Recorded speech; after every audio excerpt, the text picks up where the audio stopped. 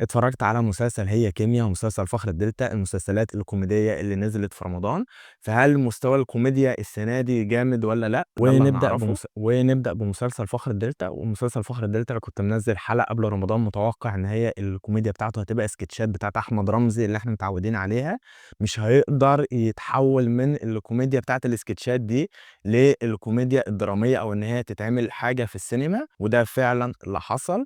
إن الراجل أول حلقة وتاني حلقة وتالت حلقة أنت حاسس إن هي السكتشات بتاعته بس بالعرض، أنت متعود على الفيديوهات بتاعته ريلز أو شورتس، لأ أنت بتتفرج عليه بالعرض، وفي ناس بتشاركه الكوميديا دي.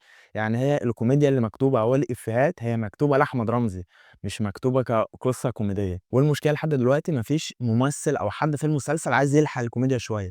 يعني أحمد عصام رايح في سكة أحمد رمزي، الفنان أحمد صيام، انتصار ممكن اللي شوية المشاهد بتاعتها لذيذة أو تحس إن هي إيه، فيها روح شوية عن بقية المشاهد، بس برضه الدنيا على الله خالص. زائد برضه إن القصة بتاعة حد جاي من الدلتا أو جاي من الأرياف نازل القاهرة، فبيكتشف معالم القاهرة والناس إزاي بتنصب عليه وبتاع، دي قصة اتهرست 7000 مرة. وعلى فكرة ممكن تضحك إن أنت لما بتجيب حد من عالم تدخله في عالم تاني أو بتواجه عالمين مختلفين، دي بتضحك. هل هي ضحكت في المسلسل ده؟ لأ. وفي الفيديو بتاع التوقعات كان حد قايل لي إن هادي بسيوني المخرج هيلحق الدنيا وإن هو عنده فكر وبتاع، وهادي بسيوني ده اللي هو صاحب قناة المراجعة النهائية. وأنا قلت إن هي طالما القصة والكتابة مش حلوة هادي بسيوني مش هيعرف يعمل حاجة. زائد إن في مشاهد إخراجية لهادي بسيوني أنت كنت هتحس إن الكادرات دي أو التصوير ده بكاميرا موبايل، تحس إن الكادر غريب، سواء في فرح أخت أحمد رمزي لما كانوا قاعدين في البيت أو في مشاهد تانية كده تحس إن الكادرات غريبة أو بدائية شوية.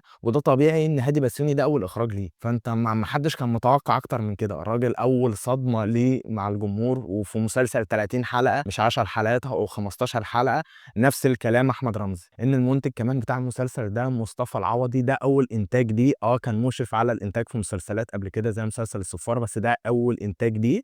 وأنا كنت حاسس إن هو فكره قال لك في مسلسلات بتجيب حد من السوشيال ميديا زي عبد العاطي ولا سوزي الأردنية ولا أي حد stand up كوميدي عشان يخلّي المسلسل يتشاف في حلقة والّا حلقتين، فاقول لك لأ، أنا هاخلّي المسلسل بطولة ناس من على السوشيال ميديا أو يبقى هو المسلسل بطولة مطلقة ليهم، زي أحمد رمزي وجاب زملائه على التيك توك يوسف الفن وأحمد البخاري، قال لك خلاص هم دول اللي هيشيلوا المسلسل بدل ما الناس ما تتفرج عليهم في مشهد والّا مشهدين أو حلقة كاملة، لأ، الجمهور بتاعهم على التيك توك والسوشيال ميديا يتفرجوا على المسلسل. ولو حد حط نفسه مكان البطل اللي هو أحمد رمزي إن هو بيعمل فيديوهات على التيك توك وريلز على الفيسبوك والحاجات دي ما بيطلعش منها بأي فلوس، يعني هو بيصرف عليها أكتر من الفلوس اللي بتيجي له. فجأة اتعرض عليه مسلسل أقل أجر لأي بطل في مسلسل هو من 15 مليون ل25 مليون، والمخرج هيبقى أقل منه شوية. فهو بالنسبة له المسلسل ده هيدخل سواء نجح ما نجحش كان نص نص، هو كده كده هيخش يعمله. بس أحمد رمزي تقريبا كان فكره إن هي دي فرصة ممكن ما تجيش تاني، فعشان كده داس وعمل المسلسل.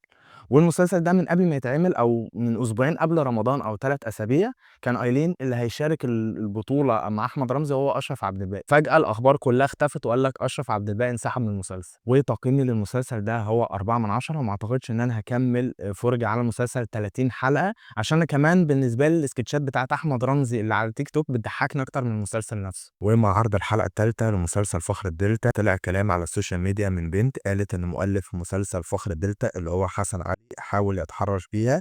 بعد كده ظهر تعليقات من بنات كتير قالوا إن نفس الشخص ده حاول يتحرش بيهم قبل كده، فأسرة مسلسل فخر الدلتا أعلنت إن هي هتشيل اسم المؤلف من على التتر وإن هي بتاخد البلاغات دي على محمل الجد لحين الانتهاء من التحقيقات. وأنا شايف سواء إن المؤلف أو الشخص ده ظالم وإن هو متحرش فعلا أو إن هو مظلوم والموضوع ده متلفق له، لو الموضوع ده بتاعهم قديم أو ما فيهوش شهود هيخرج منها، عشان نفس الكلام ده حصل مع تميم يونس قبل كده من كام سنة، وطلعت مجموعة بنات في نفس الفترة الزمنية قالت إن الشخص ده تحرش بيهم.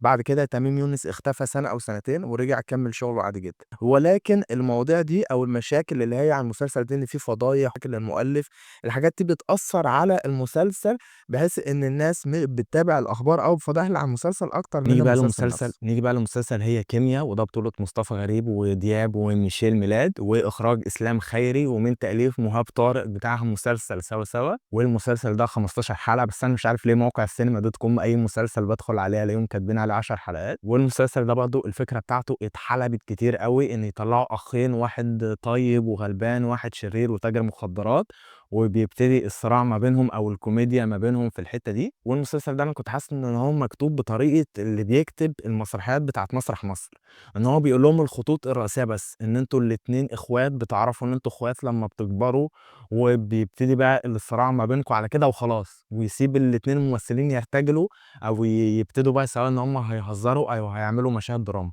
نفس الكلام بقية الأدوار، إن كل واحد هيقول له مثلًا أنت صاحب الطيب، وأنت الدراع اليمين بتاع الشرير مثلًا، وهكذا وكمّلوا. إن أنا كنت حاسس إن هي السيناريو مهلهل أو السيناريو ضعيف خالص، ولكن بقى كان المختلف عن مسلسل فخر الدلتا إن مصطفى غريب وميشيل ميلاد الاتنين بيعرفوا يضحّكوا، فأيًا كان بقى الظروف، سواء المسلسل مكتوب حلو والمسلسل مكتوب وِحِش، خصوصًا إن الثنائي ده مصطفى غريب ساب مساحة كبيرة لميشيل ميلاد اللي هو طالع صاحبه إن هو يهزّر، كمان بيقول إفيهات أكتر من مصطفى غريب. كنت خايف من الحلقة الأولى إن برضه كانت في إفيهات بتترمي، يعني كنت حاسس إن هو لأ، إحنا هنبتدي نروح برضه في سكة إن إحنا بنرمي جوك وإفيهات وخلاص، لكن ابتدى بعد كده من الحلقة التانية والتالتة الكيميا ما بينهم تبتدي تضبط أكتر من كده. وكنت باحس بقى إن النُص التاني بتاع المسلسل ما بيضحّكنيش اللي هو بتاع دياب، إن هو طالع دياب تاجر مخدرات متجوّز معلّمة اللي هي ميم جمال.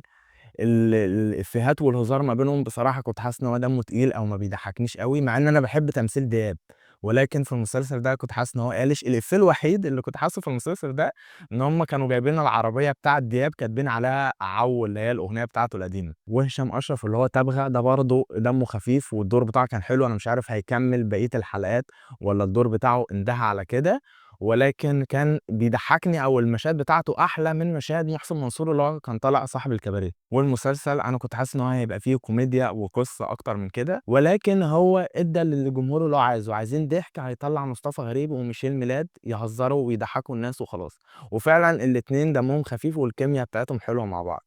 ولكن ما تنتظرش أكتر من كده، أنت عايز حاجة تضحّكك وتسلّيك في رمضان أو وأنت بتتسلّى وخلاص. والسنة دي أنا كنت حاسس إن كل المسلسلات أو أغلب المسلسلات البداية بتاعتها ضعيفة، سواء بقى المسلسلات الدرامية أو المسلسلات الكوميدية اللي هم 2 أو 3 مسلسلات، سواء المسلسل بتاع فخر الدلتا أو المسلسل بتاع هي كيميا، مقارنةً بالسنين اللي فاتت. يعني السنة اللي فاتت واللي قبلها كان في مسلسل أشغال شقة بتاع هشام ماجد، المسلسل كانت الكوميديا بتاعته حلوة أوي.